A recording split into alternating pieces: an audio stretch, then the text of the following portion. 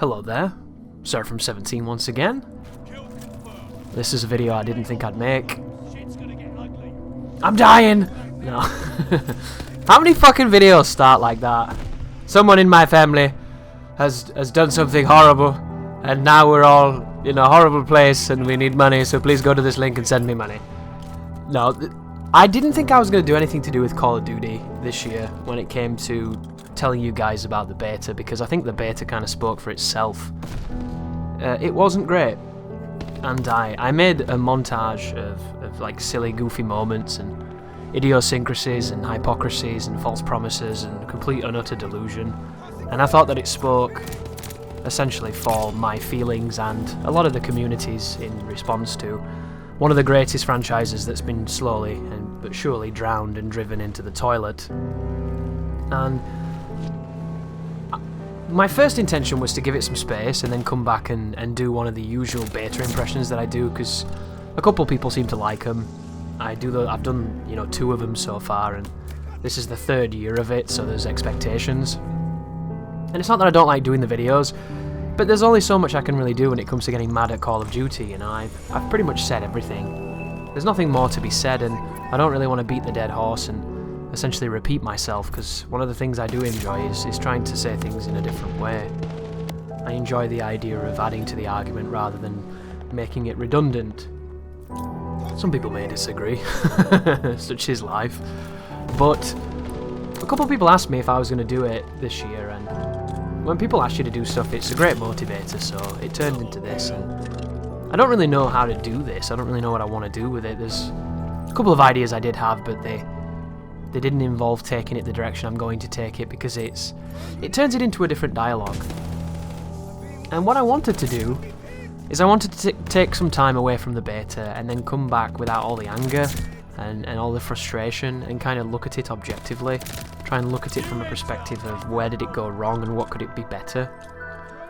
And I ended up, I didn't make any notes. Usually I have floods and floods and floods of thoughts that I throw down so that I can stay in that moment of, this is what I was thinking at that time, and this is what was really frustrating me. But for this I put like a a ridiculously colourful litany of creative problems, shall we say. And that's all I did. I had the intentions of flashing it up on the screen, you know, for like a too long didn't read kind of moment. And they're going to be the notes that I go by on this, because I think that I hit the nail on the head with these, because they're so fundamental that you can't really understand a franchise that's been going now for nearly 20 years, how they could fuck this up. And yet, consistently, they are proving that they're very capable of doing that. And they're doing that in the name of this new deity which is known as Warzone, this new god, this new trend, this new way, this new epoch, the new century. Call of Duty now it's not about multiplayer as it once was. They do campaigns and some people play them, but most people ignore them. They spend money on zombie modes every year, even though Treyarch are really the only people that do zombies very well. And now we get all of these imitations that aren't quite up to the same pedigree and luster. So now you just get zombies every single year, and they're essentially homogenizing and exhausting people's love for that, because when you get something every year, regardless of its quality and merit, you're eventually going to start getting tired of it because the brain craves something new. Warzone, if you don't know, guys, is one of the most successful things right now in video game history. It is a free-to-play battle royale game that has, I think, something like 100 million unique players. It is by far the direction that this company wants to move in, because it is by far the most lucrative direction they could possibly choose. It is a direction that the rest of the industry is trying to ape and copy and parrot and do what they can, and there are people doing it right now to various degrees. There are people that were doing it before this. It's just this has infinite money to throw at this problem, and with money you can make a lot of mistakes and still prosper. And Call of Duty now has become a gateway drug, a delivery system for the casual gamer to get into Battle Royale. And I've said this before and I'll say this again, this is a narrative that is not going to change, it is just going to increase. And it's true. You can see it in almost every aspect of design. Even cooperative modes, even moments in campaign and conventional multiplayer are now slowly but surely being tailored into a very particular type of experience. We're moving away from this very fast, very twitchy arcade shooter with Quake origins and, you know, old school arena mentalities, and we're moving towards this wider, this more random, this slower kind of game mode where we spend the first part dropping into this map, and then from there we have to on-site acquisition a way of defending ourselves and preparing ourselves for whatever the next threat may be, and we're not entirely certain what's safe and what's not safe. It all takes place on such a huge scale that it takes a long time to learn a lot of these things, and you're essentially learning geography, you're learning habits, but you're doing it on a scale which is much bigger than you've seen before. And all of these mechanics that you're used to that work a certain way in multiplayer are being warped into the way that they work in this game mode that is so very popular.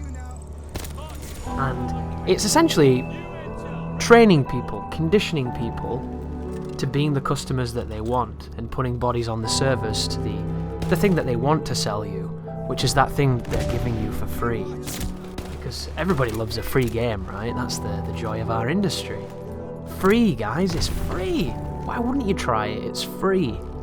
Is it really free, though, considering that you're spending the most valuable resource that you have when you play it? I suppose that's a little bit too philosophical, isn't it, for the concept of shitting on a beta, but it's not free, guys. It's costing the industry everything. It's costing the aspect of game design that I love to die. It's changing what I value to be of the highest regard into something which is pointless and arbitrary. They're taking away the skill, they're taking away the competition, and they're replacing it with randomness and forced multipliers, and everybody gets a trophy, everybody gets to win. There's no losers anymore, nobody gets to feel the sting of losing anymore because you've already backed out and you're already queuing for the next opportunity to potentially win. And nothing means anything, so there's no value, there's no high to the victories, and there's no lows to the defeat, there's no middle ground. There's no grey anymore, the gradation has vanished. You either own the battle pass or you don't, and that's all they really care about. And that's what Call of Duty is now. Call of Duty is this gateway drug, this delivery system for a significantly less interesting and inferior product. But this product is meticulously designed to steal your attention and to get you addicted to a game mode that is the hottest thing in video games right now, which is a game mode I happen to hate. So it's an interesting perspective if you don't fall into the trap, you know. If you see through the magician's performance, you see it for what it is, which is a lot of elaborate wires and sleight of hand. But there's not many people that do, and unfortunately we are not the demographic that they're selling to. And all of this has been a very verbose and lengthy way of saying that regardless of how we feel about this beta, guys, it's irrelevant because this game doesn't matter. The real thing that matters here is the integration to Warzone, and that's where the real focus is. They want you to buy this game so that you inevitably give up on it because it's of a horrible quality, so that you'll move over to the area where they want you to be. And I know this sounds like tinfoil hats and Conspiracy City, but I've seen this happening steadily over the last few years. The last one where it wasn't like this was probably Modern Warfare 2019. Call of Duty's always had an identity crisis, and I say always, that's not correct. Call of Duty had an identity crisis once those numbers stopped peaking every year. Because if you don't know, when this franchise first came out, it did very well, critically, but it wasn't the huge success it was that you know it to be now. That came with COD 4. You didn't see that for COD 3. For good reasons. Treyarch made a fucking horrible game in like 4 months, and it showed. COD 2 was a superb game. Everybody that played it found it to be terrific, and the multiplayer was popular. But it was not the new addiction, it was not the new epoch, the new century, the new rat race. It was different. People had not discovered it yet. There was a lot of competition then for shooters as well. It was finding its feet. COD 1, superb game. Old now, long time ago. And then COD 4 came out and everything changed. And it changed because they devised a way to keep you playing far longer than you ever thought you would. because of some very clever social engineering and some really, really, really awesome game design. And now we jump forward to the point where COD becomes a god. We all pray at the new altar. We're all very zealous. And then steadily we start to fall away. And then you get to around the transition of the generation, when Ghosts was cross-generation, and it suffered, and it went to an interesting perspective and direction, and it kind of lost some steam. And then from there, COD got hit from that. Numbers weren't so good. They had to change what they were doing, didn't they? So what did they do? They tried to emulate popular trends. They tried to steal what other people were doing and then incorporate it into their systems, and we went into the era known as the Advanced Movement. Titanfall came out with the people that created COD, and they were threatening that they were going to redefine the industry and give us something new, and in many ways they did. But they were up against a juggernaut that they themselves had designed. And the problem with something like that is once you start that monster rolling, sometimes you can't put the genie back in the bottle, right? So they lost and they failed at doing what they devised, even though the game that they made, creatively and mechanically, was probably superior. They simply didn't have the same momentum and the same reach. So Call of Duty gets to continue. And then the stagnation starts to creep in and oddities start to occur. Development cycles start to get interrupted. For some reason they're trying to make an Overwatch-type shooter, class-based shooter, because it's the new hot shit. But they're not getting the same results because they're taking risks, they're taking new directions, they're trying to do something that they don't specialise in, and the games themselves are suffering because of it. And then you get to Black Ops 4, which is the first time Treyarch stumbles. And it's quite ironic now, because when that game was coming out, you could see how rushed it was, you could see the problems, you could see how, given a little more time, a little more production, they could have really done something and really made a bold stride forward into a territory that was familiar yet still new and inventive. But they couldn't do that because of the grind that is this annualized cycle that they have to pump them out for. So instead we got a rushed, unbalanced, unfinished game. And it's kind of funny now because I look at Black Ops 4 as being the last great COD game. And it's a COD game I didn't really play outside of zombies. But I look at the potential that it had and I look at what they were doing, and to me that was the last time COD made sense. It took risks, it did something cool, it redefined some things that I think are absolutely superb. It had problems, and I'm not even going to get into the whole microtransaction loot crate, like contraband thing, because I think that was the worst it's pretty much ever been, along with Black Ops 3.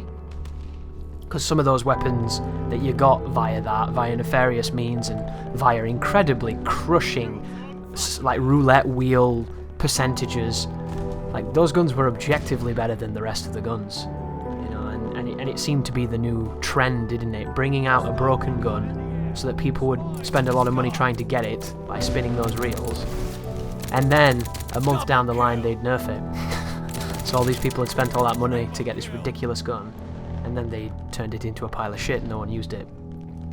And it's a very predatory and exploitative design practice, and it happened a lot. And then years later, they changed how a lot of that stuff worked, and they made it a lot better. You know, once the new games were out and it wasn't the financial focus, they went from this incredibly predatory and egregious, impossible amount of time that you'd have to embed to actually get this stuff, to making it so that I, on PC, just by playing zombies alone, were able to unlock all the guns I wanted, relatively stress-free and pain-free. Yet I put about 200 hours on console, and I didn't get one gun I wanted, to give you an idea of how bad these spins were. And then Modern Warfare comes out, and you know my feelings about Modern Warfare. I hate that game. I don't hate what it is, I hate what it did, because I think there's a lot of love in that particular release. I think the animations and the sound and the visuals, I think the idea of the super sprint and the speed and what they were going for, I think there's some real quality there and there's some real foresight.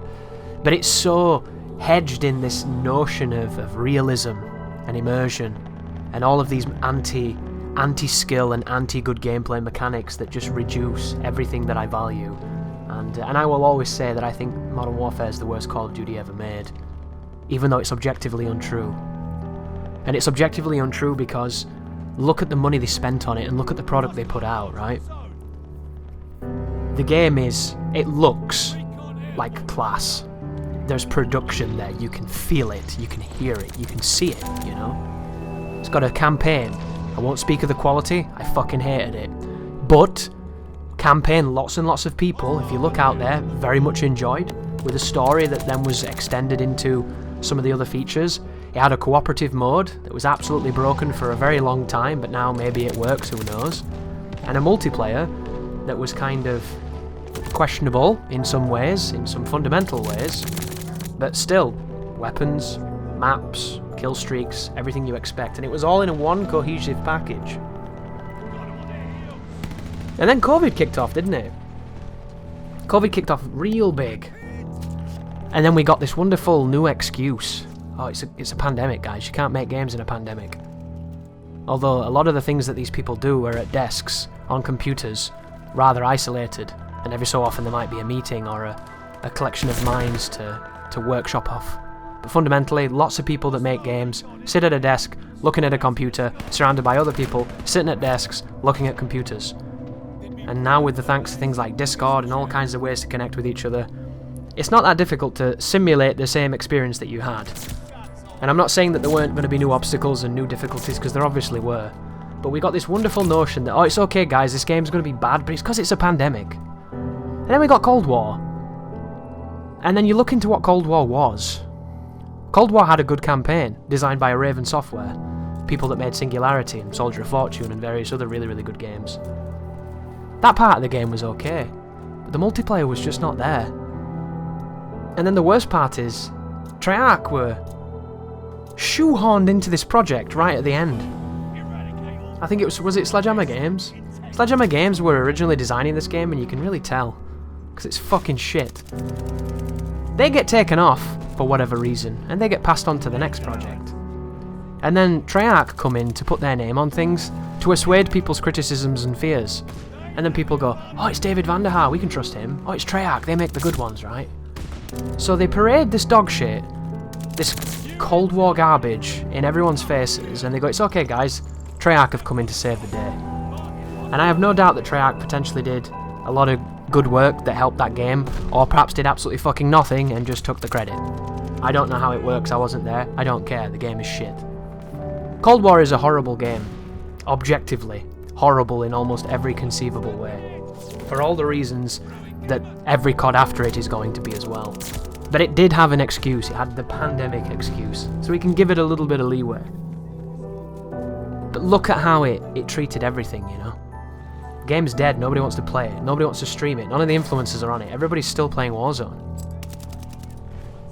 Warzone has all the guns that Cold War has, just imported into them. You don't even have to own it, it's in the game. Which is really interesting when you think about it, right? Because Warzone is essentially Modern Warfare. I don't know if you know this, but Modern Warfare 2019, you don't see that branding anymore. It's been effaced from memory. It's been washed away. Time is unkind to the person that doesn't remember. And it's unkind to the ability to see things the way they're meant to be, because these companies try their best to blur these lines. So now when you try and download Modern Warfare, you're downloading Warzone that just so happens to come with Modern Warfare. And it's interesting how they've done this. It's been a slow, encroaching takeover, and nobody seems to have noticed, because you either like it or you don't care. So now Modern Warfare has ceased to exist, because it's just become this much greater parasite. This Warzone thing has kind of taken everything it was and just washed across it, just wiped it away. And now, you don't even have to get the new thing, because one of the core aspects of a shooter is its guns, right? People love the guns. And now, you get all the new guns without even being near the new game. They're just by virtue in this product, because this product takes priority. This is where Activision wants you to be. So you didn't even buy Cold War, and you're using all the guns I bought Cold War to use. And I didn't buy it, thankfully, I got it free with the graphics card, lol. And it was fucking terrible. I never played it once online. Played a lot of zombies, that was pretty cool, quite like that. But do you see what's happening here, guys? I know this is a really, really long long intro. I don't have too much to say about Vanguard because it's fucking garbage and it's worse somehow, but we're getting there, guys. Please be patient. But you see what's happening, right? Modern Warfare, it kind of wipes the slate clean and then in itself gets consumed by the very demon it spawned. You know, the monster's awake, it's killed its creator, and now it's on the loose. And then Cold War comes out, has a very tormented year, doesn't work, and most people abandon it. And the only real elements of that game are now showcased in Warzone. That's where the emphasis is. Unless you play zombies, you probably haven't thought about Cold War at all. And there's no reason to, because it just kind of got abandoned. And then we skip forward to now, in the wake of the new one. We get the news that Call of Duty Vanguard is going to be the new installment. And we're going back to World War II. We're going back to specifically, the Pacific area of World War II as well. The conflicts in that area, in that geography. And depending on how you feel about World War II shooters, depends on your response to this. And everybody's kind of incredulous and curious, you know, Battlefield is going modern. Why is COD going old? You know, we've seen this a lot. There's been so many CODs in these periods, and yet we're going back there. And then you see what they showcase for this game, and you notice, if you're like myself, you see a lot of World War II assets from the game Call of Duty World War II. And you see them in this beta. Pretty much every weapon in this beta is an asset from World War II. And I know that there's not that many guns from that period outside of, you know, the crazy experimentational stuff. Why not use the assets, save yourself some time, and then add to them, which is indeed what they've done. But it doesn't come off quite as cheap, you know, if you throw a few new things in there that we didn't see before, whereas this was almost one for one. Like, it wouldn't have surprised me if they'd have had World at War assets put in there as well.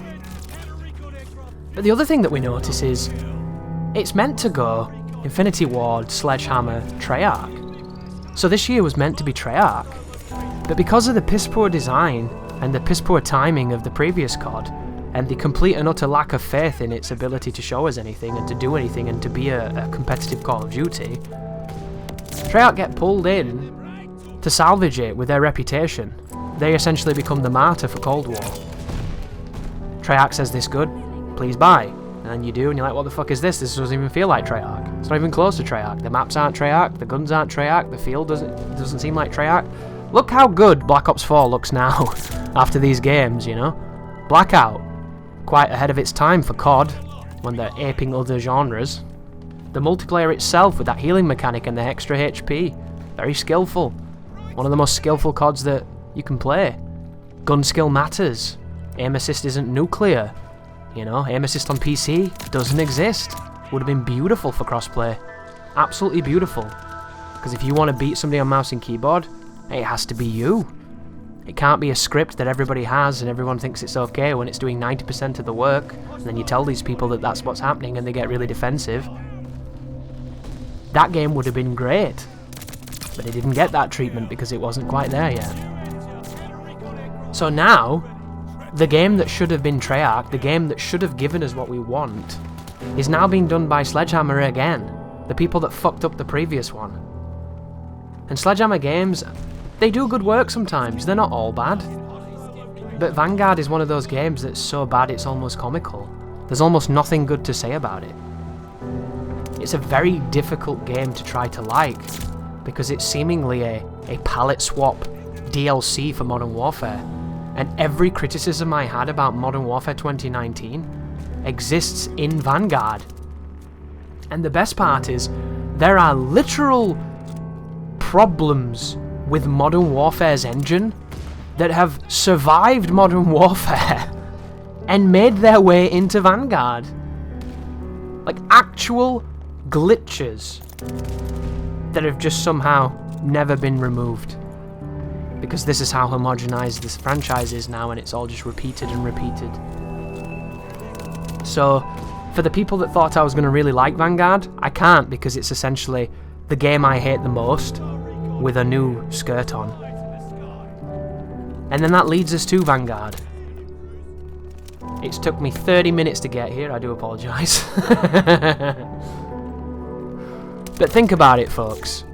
Every year, Call of Duty, what do? they'll tease you a little bit of campaign. They'll give you like a reveal teaser. Then they'll give you a reveal trailer. Probably has something from the campaign and some super realistic looking people with actor faces and, oh my god, terrorists are doing terrorist things, let's shoot the brown people. America, fuck yeah, boo-rah, all that stuff. Oscar Mike, Charlie. And then a couple months later, give or take it about May, we get to see the multiplayer. Remember Modern Warfare 2? Where they were on high-rise and he threw a Semtex and it stuck him? And you're like, oh my god, he just stuck him with a grenade. It's fucking cool. And then later on, you'll get a bit more and whatnot, and then you push forward a couple of years, and then they did betas. First beta I remember, guys, was Black Ops 3. There might have been one before that, but the one that really stands out to me was the Black Ops 3 one, where you could actually play the game before it came out. And I remember not playing it as well, because at the time I was a little bit burned out on Call of Duty. I got burned out about Black Ops 2. So I wasn't that interested, but I watched a lot of it, and I was interested, and it seemed cool. Watching people play, seeing the game, it just, you know, it seemed like so many things it was never meant to be, but it looked cool enough. And then after that, every year we've had betas now, of varying degrees. I remember watching Black Ops 4's beta and thinking, something's wrong with the colours, this looks really unambitious and nowhere near as visually pleasant as I was hoping. It just looks boring. It doesn't look like a fun game.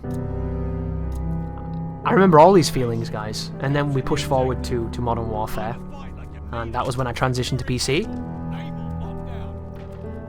And then you'll notice that pattern, that cycle of anticipation and expectation and teasers and trailers and reveals and betas and launches, that started to slip as this franchise has started to struggle outside of BR Warzone.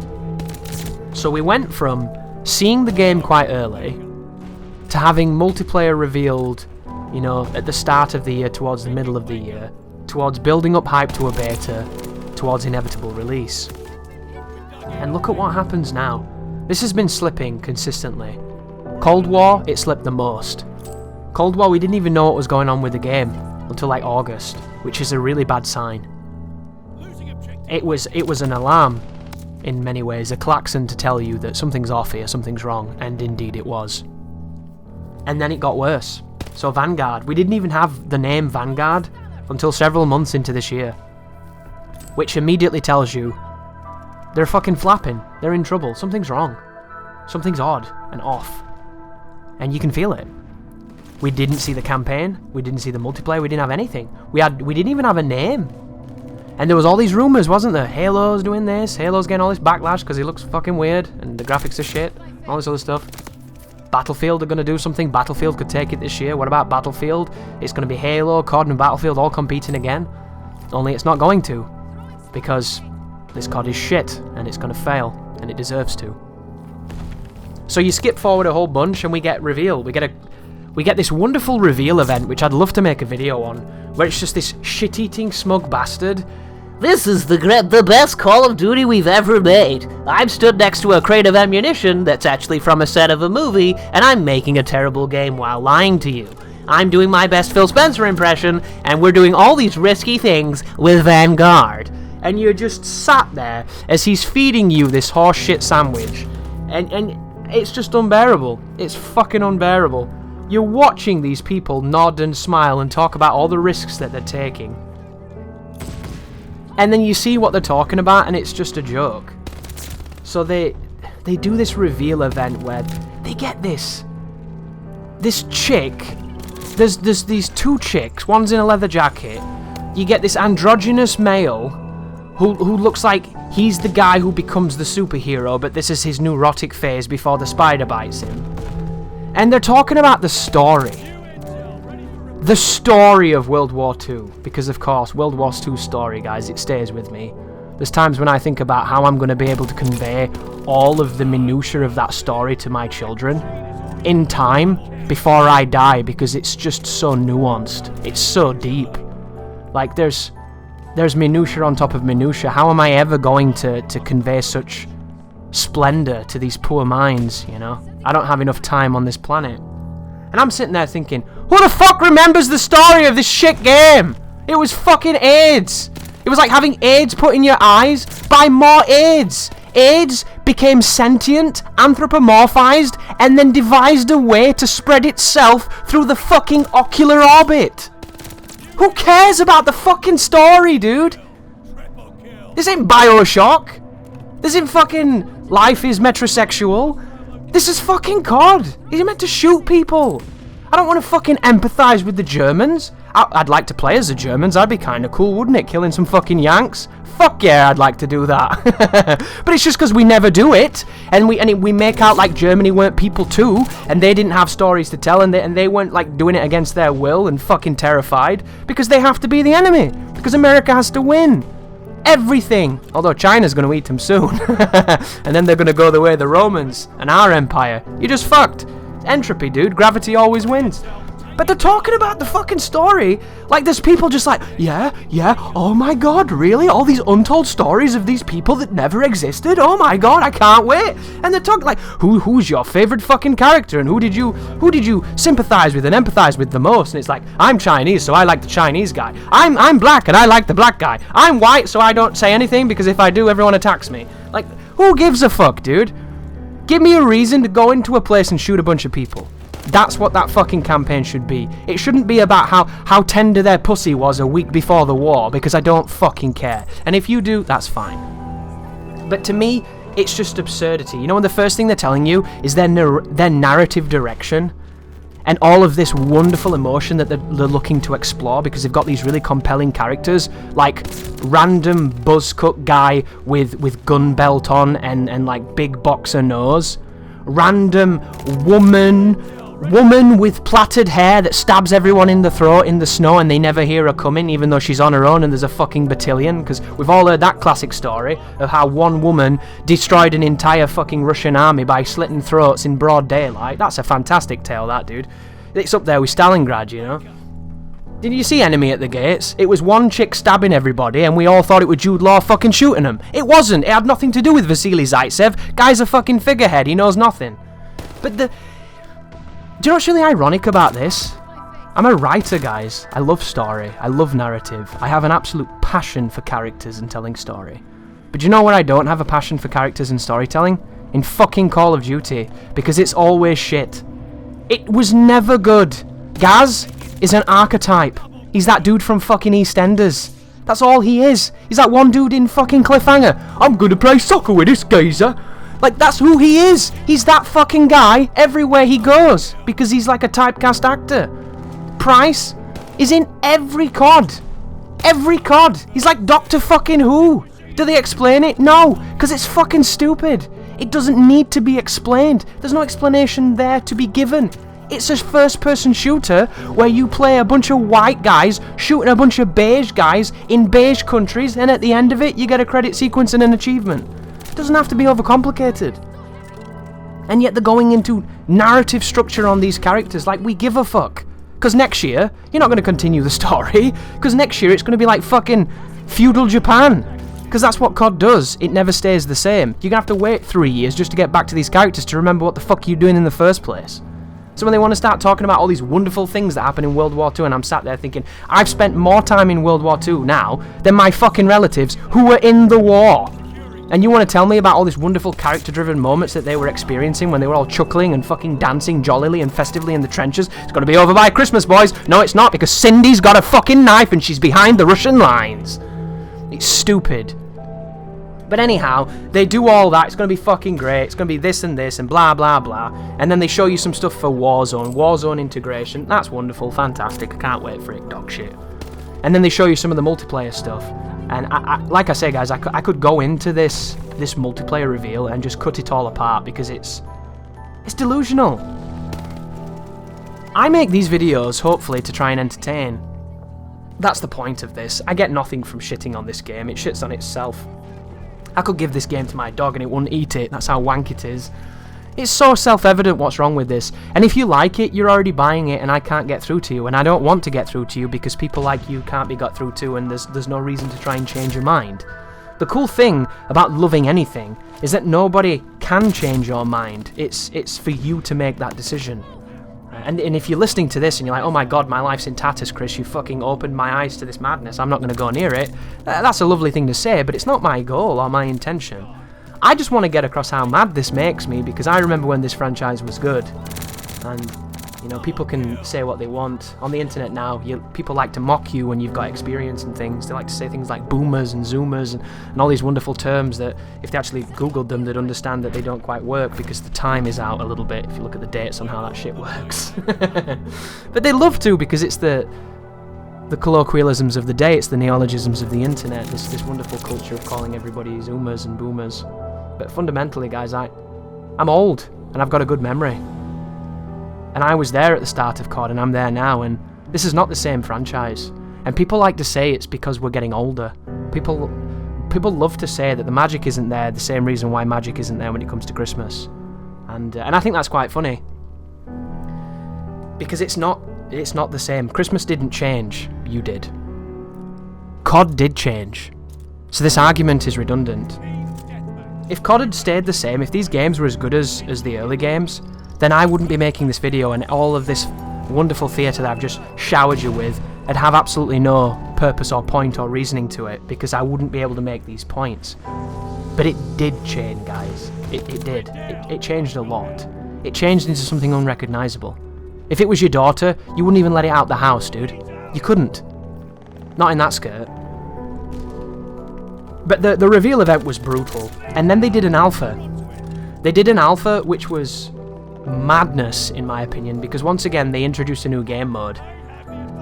Instead of doing gunfight like Modern Warfare did, which was incredulous because it just reminded me of game battles but way gayer, they did this 2v2v2v2v2v2v2 mode, where everybody starts in like a matador pit, and then you're running around like buying shit from a box and all confused about what's happening.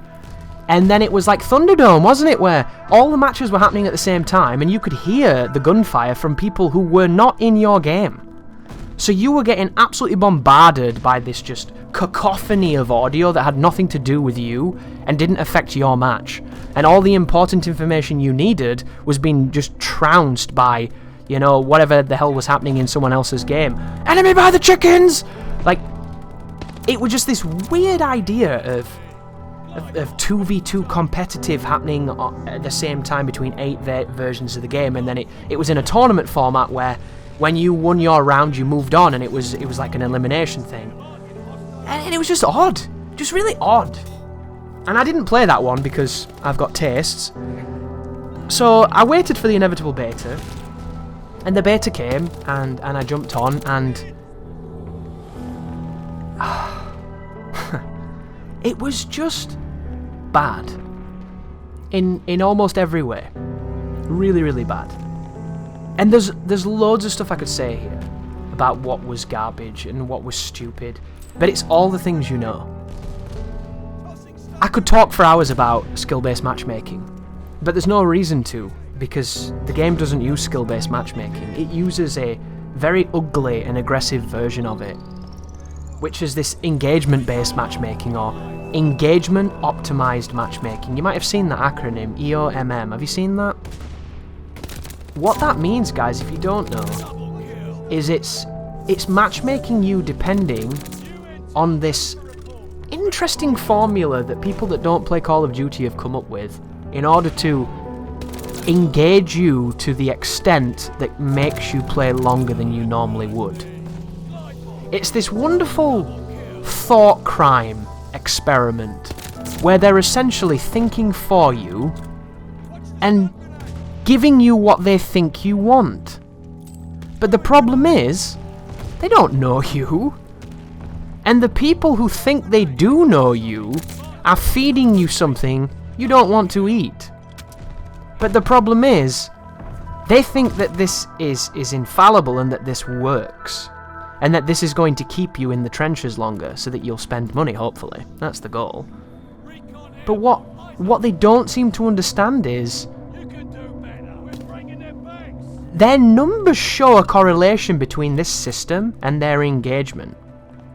But these numbers, they must be skewed by people who literally don't exist. By the churn, who never normally talk. And it must be it must be shadow people. Because it doesn't make sense to me as a player at all.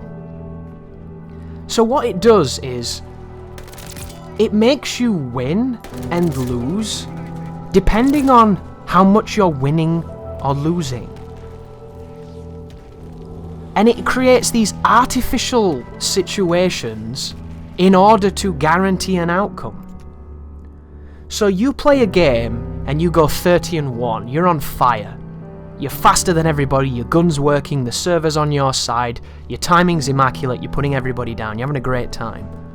Classic Call of Duty experience, you know, practically flawless, nearly got the nuke, you're loving it, you're on a really big high. So this EOMM system looks at that and goes, wow, this guy's done pretty well. And then it cranks up your opponents. And then the game after that, you're not going to do so hot, because you're not going to drop 30-1 against people that are at your level. How well do you do against people who are as good as you? Probably not as well as you do against people who have no thumbs. It makes perfect sense, right? So you fight a very competitive match. You're still warmed up, but the server's not on your side anymore. The enemies are really aware. Everybody's sliding around corners, everyone's jump shotting, everybody's using meta weapons, everybody's really alert. Everybody just seems to know where you are and seems to get on target way quicker than those other people. And you end up that game 25 kills to 20 deaths. And you're like, hang on a second, what the fuck? What went wrong? Where did this 30-1 go? Why were these people so crazy? And then you realise, oh yeah, between that last game and this game, they split us up. They didn't keep us in the same server. They kicked us all out. And then the matchmaking took a little longer. Did you notice that? Matchmaking took a little longer. You could see the ping going up. You weren't getting your average like 24 ping or 10 ping or however good your fucking internet is, and it went up to 36 ping, 48 ping, and then by the end of it you were like 70 plus ping. Why was it matchmaking you to 70 plus ping at a premium time on a weekend when you live in America and there's millions of people playing this beta? So why am I waiting 2 minutes to matchmake, and why is my ping bouncing all the way across to Europe? And that's when you realise they're not prioritising connection, they're not prioritising fun, they're prioritising getting you to experience what they think you need to feel in order to keep you on the game. And what they think in that moment you need to feel is a very competitive match against very capable people. And because those people are quite rare usually, it takes them a while to find them, to matchmake them to you.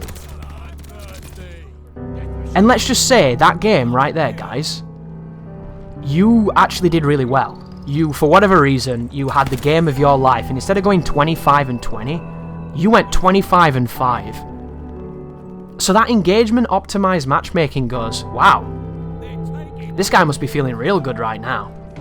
We know, because of studies on dopamine, and studies on gambling, and studies on all these things they probably looked into with these fucking feedback groups and whatnot, and all these ridiculous censuses that they put out, that the anticipation of victory is more sweeter if losing is part of the factors. And victory tastes even greater when you're on the edge of giving up. That's where it is the sweet spot. That's where they want you to be. So you do really well against people you should have lost to. And much like Final Destination, this algorithm doesn't like that. Hang on a second here, dickhead. I'm the one with the cloak. I've got the fucking scythe. You're supposed to die, bitch. So he comes back for you.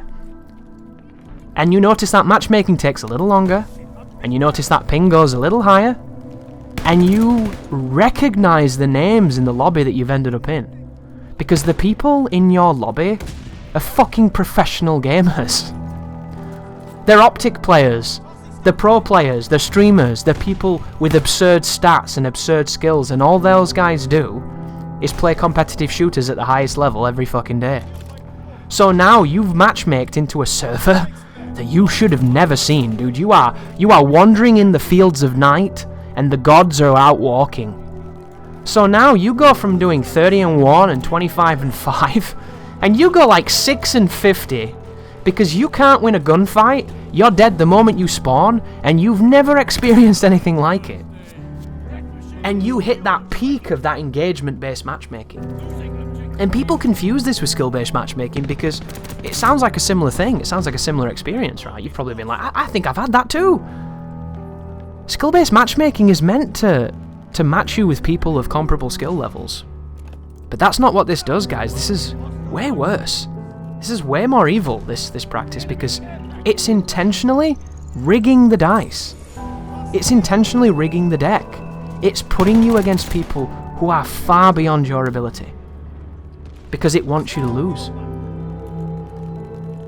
And what will happen is, you'll lose, eventually. And then you'll lose again. And then gradually, it will do the reverse.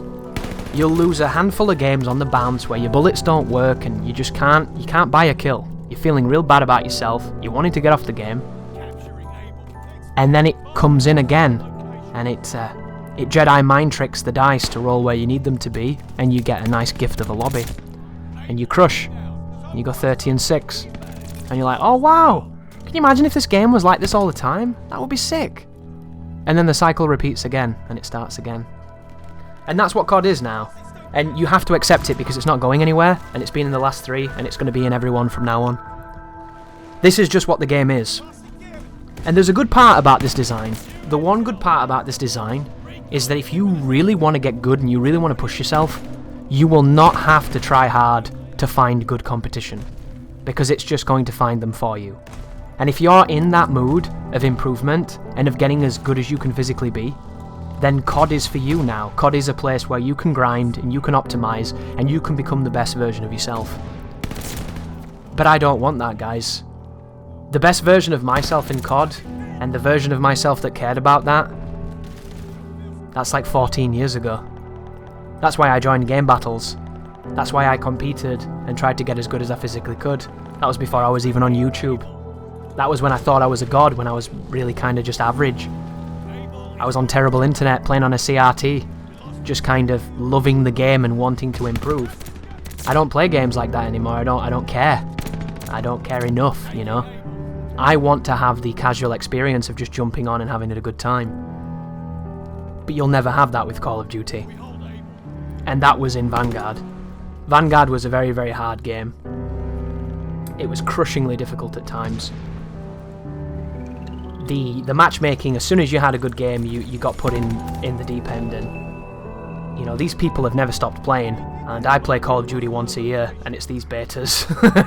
So I got into some seriously competitive games where I'm not at that level to do it. It's just that simple. I've got the capacity to do it, but I don't have the care, because I don't play these betas to like pop my eyes out with stress. I just get on there to have an impression and play some stuff and just get frustrated, I guess. So, skill-based matchmaking, engagement-based matchmaking, it's here to stay. It was in Vanguard's beta. You knew it, I knew it, and there it was.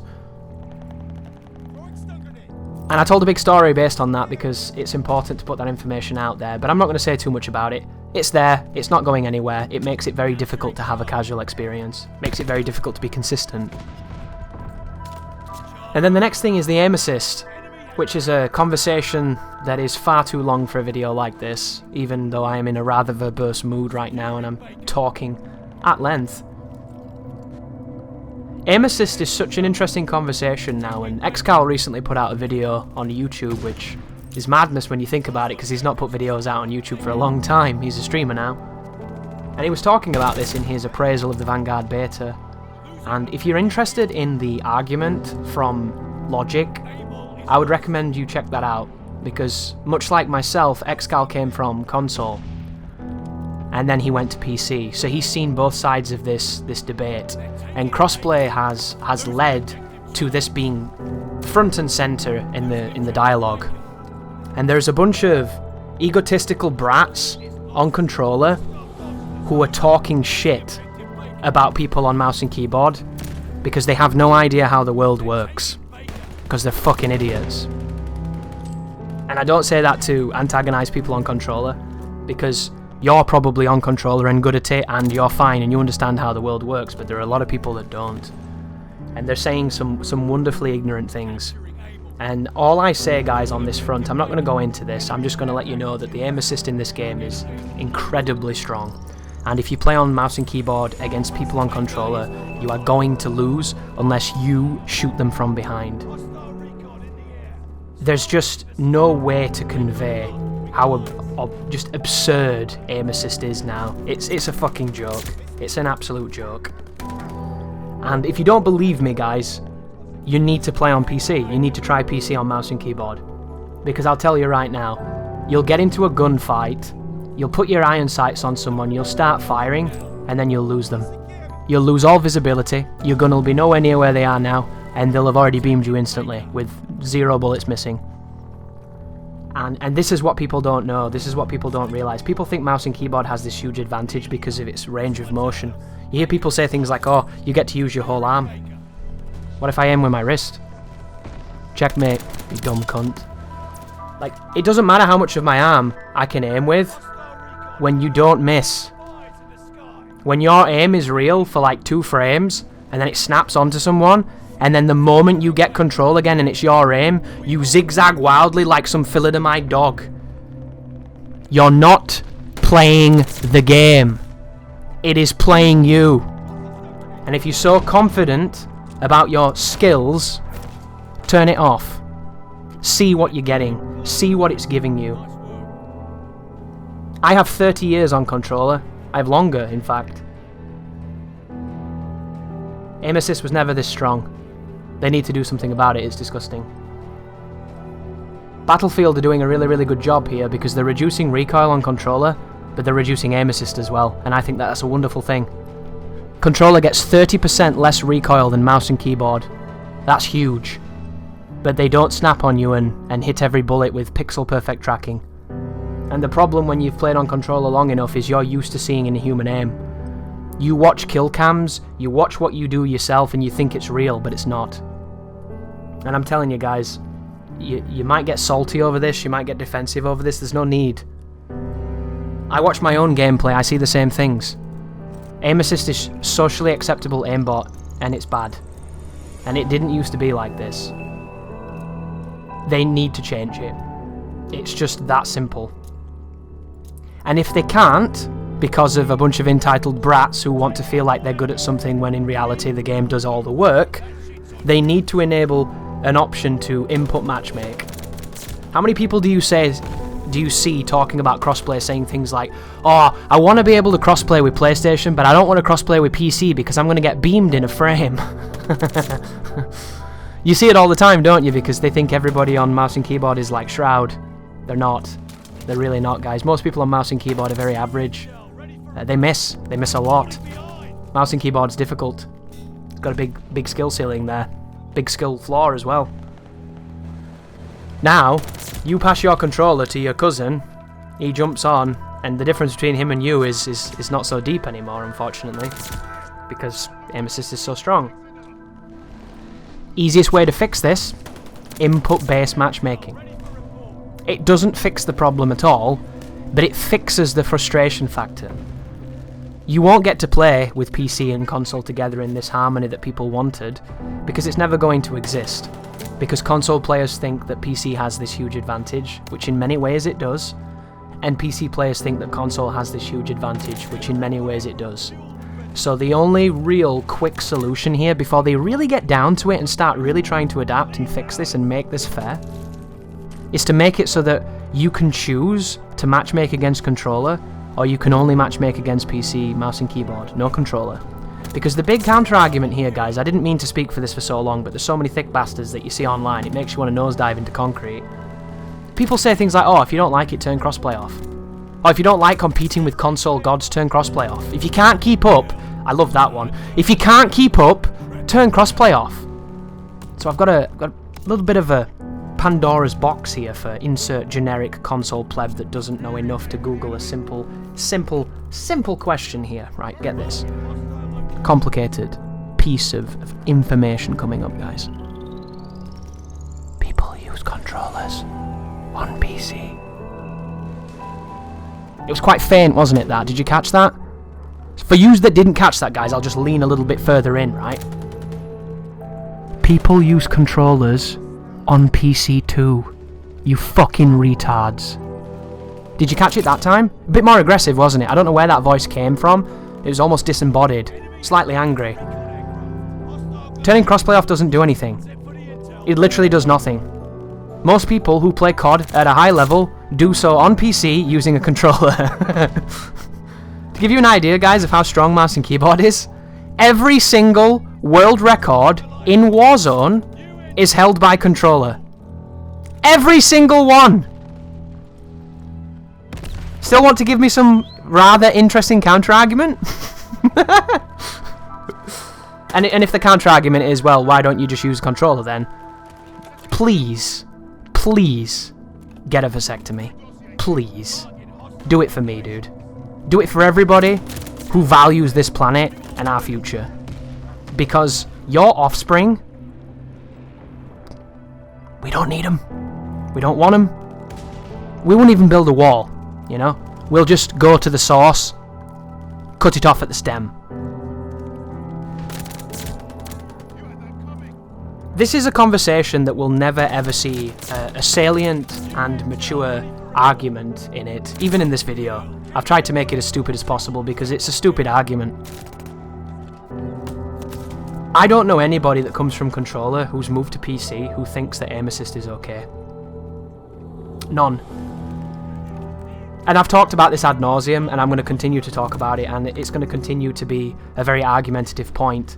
It's just something you either understand or you don't. And there's no real point in arguing it because you'll never get through once again. You can't argue with people who are wanting to argue against logic itself. It's like shouting at the wind. It doesn't work. But these are the two biggest issues that exist with Vanguard. Two biggest issues by far for me. And that's the reason why I've gone quite some length into them. Are there other problems? Absolutely. There is a whole host of problems. And I'm going to go through them quickly now because I don't want to talk for too much longer because I've kind of just gone off the deep end and talked more about the history of how Call of Duty's gone to shit rather than how the most recent one is going to be the worst Call of Duty ever sold. And there's a point here that I'd like to add because you see this a lot in flawed logic and questionable troglodytes on the internet scurrying around in their burrows. This notion that if you can't hack it, don't play it. Like, you have to be 0.01% players of a game in the world to have a valid criticism. And I find this to be really interesting because if only Michelin star chefs could critique food, don't you think the TV shows would be fucking boring? Because it turns out people who are really, really good at stuff aren't necessarily that good at vocalizing what is going on or what is happening or what is wrong, and some of them don't even have personalities at all. They're like deep learned AI that's been given human form. You know, some of them, they've got the personality of unpopped bubble wrap. It's insane. Not all of them, of course, there's some characters, but fundamentally, you know, some of the best players don't make the best teachers. Nor will they make the best critics, you know. They're really good at playing, that's what they do, and that's what they focus on. And this notion that you have to be really good to have a point, I find to be wonderful, really wonderful. Because it stems from my background in... I respect skill and I respect ability. I will openly ignore and mock people who lack those two factors in something when they're trying to talk about something. Because to me, you have to prove to me that you know what you're talking about. And some people that are not very big fans of mine who will stumble onto this video or listen to this and think I don't know what I'm talking about and they won't respect what I've said. And that's just the way of the world, and that's fine. And this is always going to happen, but just because you're not great at something doesn't mean that you cannot say that you don't like something and you cannot deconstruct as to why you don't like it. And that goes for the people that I don't like.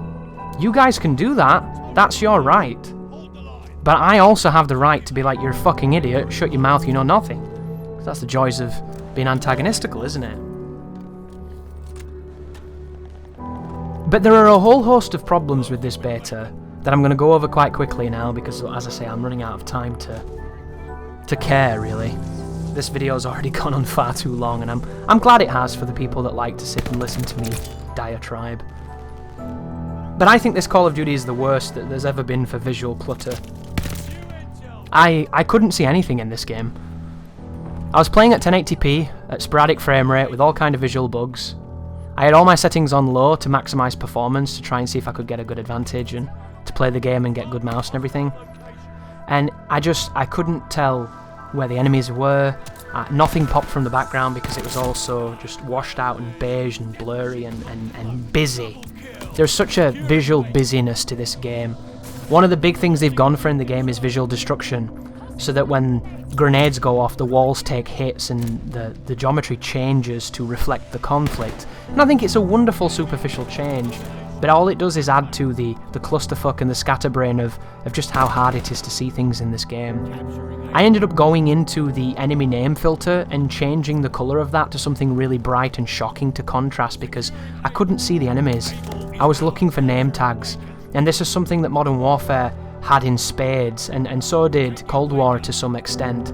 COD has, for some reason, been getting more difficult to visualise the target, and this game is the king now. This game has the new title. And I really don't think there was anything wrong with Black Ops 4. Stick a bunch of red lights on the enemies, I'll never excuse them ever, I'll always see them, and it'll be fun. So the visual clutter and poor enemy visibility, these go hand in hand. These are two issues that I think that this beta just completely reigned. It reigned supreme in these areas. It was... You'll see it in the gameplay in the background, and you probably saw it when you played. It was hard to tell. You shot your gun, it was smoky, it was blurry, it was hazy, there was all kinds of visual recoil, sparks and shots and post-processing effects. It was bad. And then it led to a point that I've put, which is hectic rat maze maps. So the maps in this game, they just scream Grozny Raid to me. Remember on Grozny Raid how there was that meme that somebody put up on Twitter where a guy checks the road on that left hand side, he looks to 45 different vantage points before he decides to cross the road, and then he starts sprinting and he gets instantly killed. And it's this wonderful notion of, like, you design these maps to be so intricate and so interesting, but you never took a moment to think about line of sights and vulnerability and flow and safety and awareness.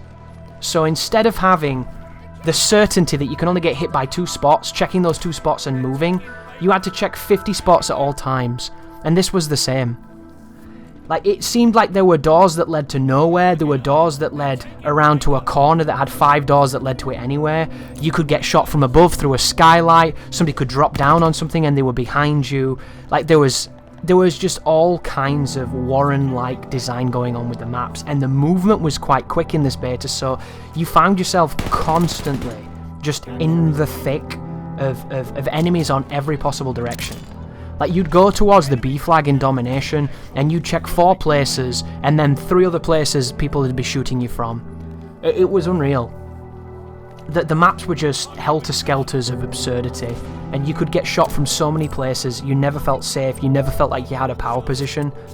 And when you did, the power position was too strong and completely biased and bullshit, which I just don't think is conducive at all. That being said, once I played on the rooftop map a little bit, I did grow to kind of like certain parts of it because I understood them a bit more, but I still think that everything I just said is still viable. And I still think that Eagle's Nest, when you played the right opponents on the right game mode, there could be a decent flow when the spawns weren't fucking you up. But even still, so many vantage points, so many places to look at, people were climbing on things and breaking windows, and there was no way to feel secure in how you swept through the map. The next point I've put is terrible spawns. In that video that I put up, that montage, you see all the terrible spawns you could ever want to see. There's some really bad ones. I check a corner, I move to go up on Eagle's Nest, a guy spawns in the corner I've just checked and shoots me from behind when I go prone to reload. And there spawns on the other side of the map at that point, and after he kills me, someone else spawns behind him, because someone's flipped the spawn, or at least flipped that spawn, and it's putting him anywhere. I've never ever been spawned on as much as I have in this game. I have footage of me spawning on Red Star, and there's a guy in our spawn watching 7 of my teammates spawn and killing them from behind. Like, when I spawn, he's on reload, he's killing that many people because the spawns were so fucking weird. And I don't want the spawns to be really strict. You know, I don't mind a nice flexible spawn. I used to run around the spawn in COD 4 all day with a P90 silenced and cause chaos. But these spawns were appalling. People would spawn in front of you, spawn on you. They'd spawn on flags they didn't have. They'd spawn on objectives. It was unbearable all the time. And because the player counts were so high and so low at times, it just made it even worse. Which, that's something I haven't talked about. I probably should at the end here. So the spawns were bad. Then I put the abysmal kill streaks. The kill streaks in this were shitty as fuck.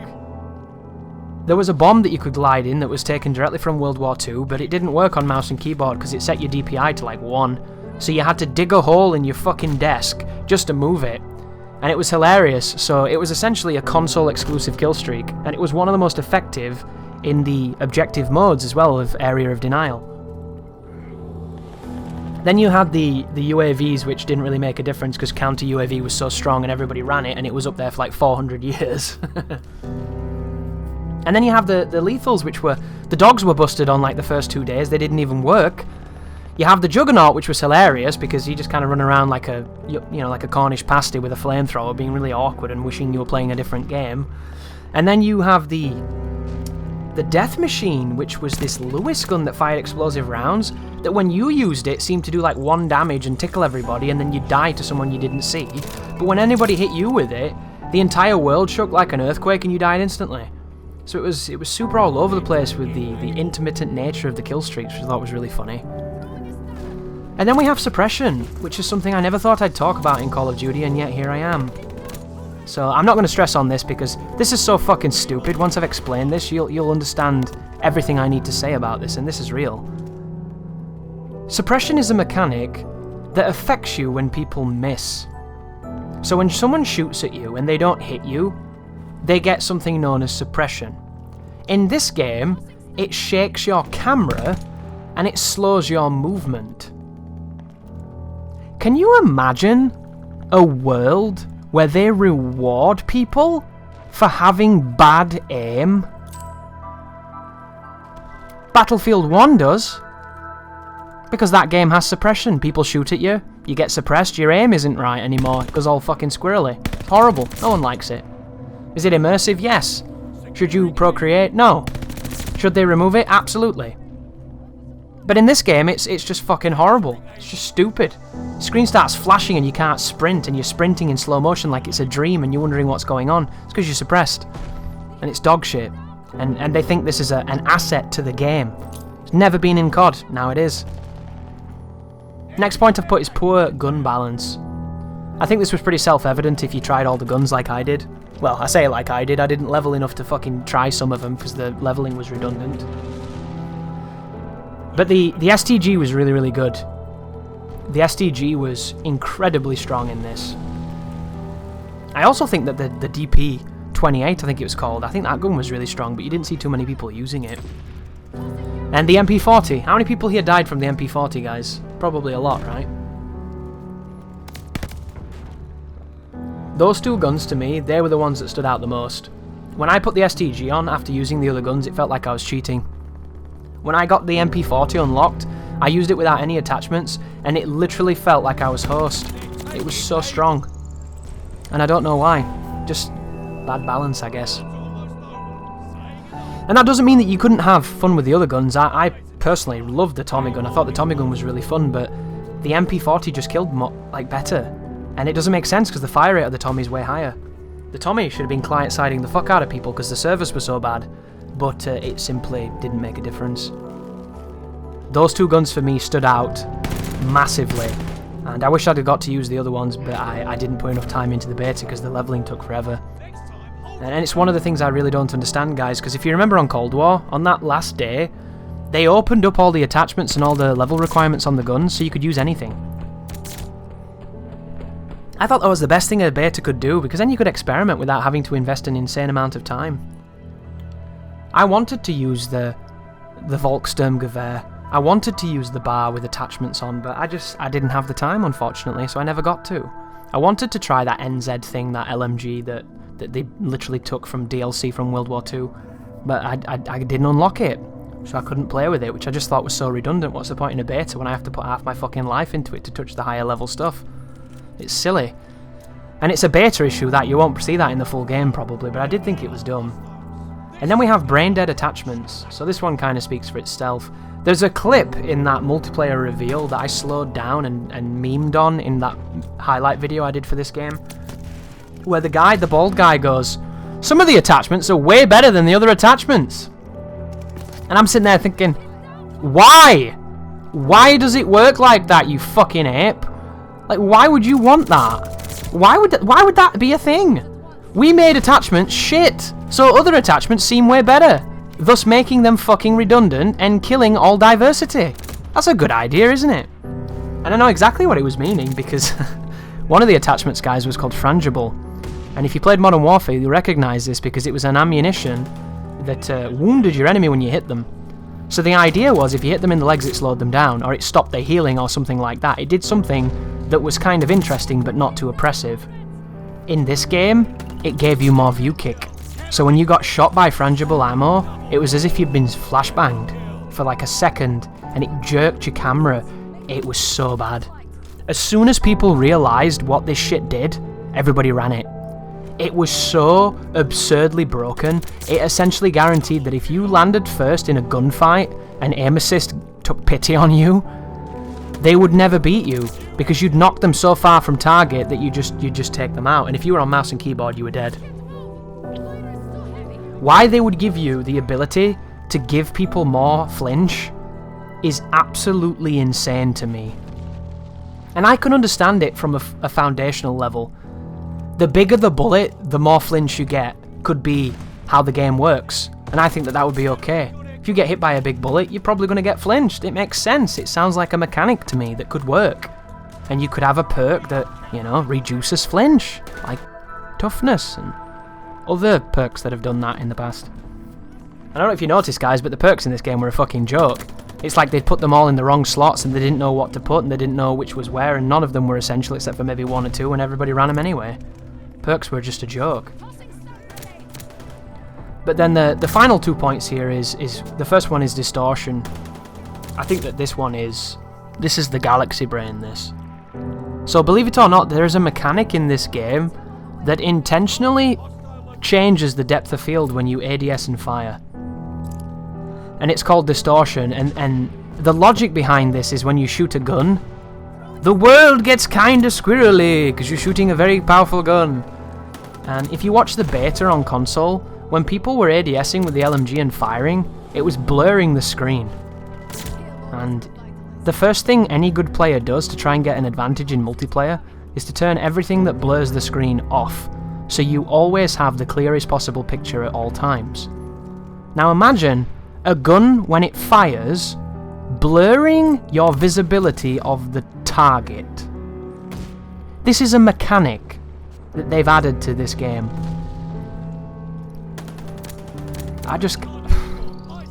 There's no point, is there really? Is there a point? Let's find a point, shall we? So the final thing I want to talk about before I kick you all out is the battle pacing, which is the greatest piece of shitty marketing they've ever sold you. So, you know how when the PlayStation 5 came out, all they did was talk about SSDs? Because the visual difference between PS4 and PS5 is so negligible now until they really start to optimize that hardware and figure out clever ways to push it even further than they thought they could. They can't say this looks amazing, because it doesn't look that much better than the last one, you know? They can't say that these games are going to run all these crazy frame rates, because they don't. They're running at the same frame rates they always ran at, which is hilarious. So instead, they talked nothing but SSD and load times, right? SSD, solid state drive. Think of how fast it's going to be now that it's loading off of this. There's no mechanical features here. It's not spinning a disk, it's loading quickly. Did you guys know they invented SSDs in the early 90s? This is not new technology, guys. We've had 3 decades of this technology, but they're talking about it as if we just sneezed yesterday and it fell out of our fucking nose. It's really funny, right? And it's working. Now you look on any game site at this moment in time, they'll talk about fitting SSDs in your PS5, the future of SSDs, what SSDs brings to gaming. It's fucking beautiful. It really is. It's like a bunch of retards running out right now, waving fire on a stick and being like, dude, look at what we invented. It's a delight. Well, this is what they're doing with battle pacing in COD. So, if you don't know, guys, there's 3 pacing levels. There's tactical, I can't even fucking remember them, tactical, blitz, and, I don't know, Project Beefcake, right? That's what we'll say for the purpose of this conversation. Tactical, blitz, Project Beefcake. They're so memorable, I forgot them. And it's funny this, because they were talking on that reveal trailer like, this is going to be the thing, guys. You might be having a really tough day at work and you just want chaos, so you're going to go into Project Beefcake matchmaking and you're going to dive in there. It's going to be hectic and crazy, it's going to be exhausting, and then after a couple of matches of that, you just need to mellow out a little bit, maybe smoke a blunt, you know, maybe punch the wife, maybe go to the fridge and realise you haven't bought anything because you're a fucking loser, and then you shoot yourself in the mouth, and then you come back to play the best new Call of Duty and you go, I don't want to go in Project Beefcake, there's too many beefcakes in there, so instead I'm going to do some tactical to try and relax, you know, now that I've got a bullet in my head and the wife's bleeding and all this other stuff. So you go into tactical and it's 6v6, and now you can recline, and now you can drink an extra beer and go and finish her off, you know, you can really do some damage. And this is a feature. This is going to change everything, this pacing feature. It just really elevates what COD is all about. Because COD has never had 6v6 and then a game mode that's like 9v9. And then a bigger game mode, right? We've never seen this before. This is new ground. They're blazing into this frontier of the unknown. Never seen this before. It's not like COD 4 had Ground War, which was more player counts on the same maps, leading to more chaos. And hell, even Modern Warfare 2019, they had the bigger game modes if you wanted them. And now they're talking, and now they've named it. That's what they've done. They've took something that already exists, that they think they've invented, and they've named it. And they've named it something, and now they're trying to sell it. It's like those people, everyone knows those people. Have you ever got somebody into a band many years ago, and then years later they've asked you if you liked that band, and you're like, dude, I got you into that fucking band. You're trying to sell them to me? Get the fuck out of here. Got a tattoo of them on my face. And you're trying to ask me if I've ever heard of this band. And you just sit there incredulous, don't you? Like, cheeky bastard. It's like that. And I just don't understand how this is a selling point. Guys, we've done what COD's been doing now for over 15 years, only now we've named it something fucking dumb and market speak. Marketing thinks it sounds great. We're going to play it. We're going to sell it, and this is a feature. And you know, guys, when the biggest selling point of your promotional material for your multiplayer shooter is what you called the fucking matchmaking and not the game itself and something new inside, therefore, this is how you know you're doomed. When you're talking about the colour of the cock ring, all is fucking lost. Because it shouldn't matter what colour it is. It's on his dick, and he's doing stuff with his dick. We should be learning about the coitus, about the carnal indulgences, not the fucking colour scheme, or the colour theory. Like, does it matter what colour it is? You barely see it, it's like a glimmer of carnal want. But this is what they don't understand. They gave this like 5 minutes in a 25-minute production because they have nothing. And you know the best part?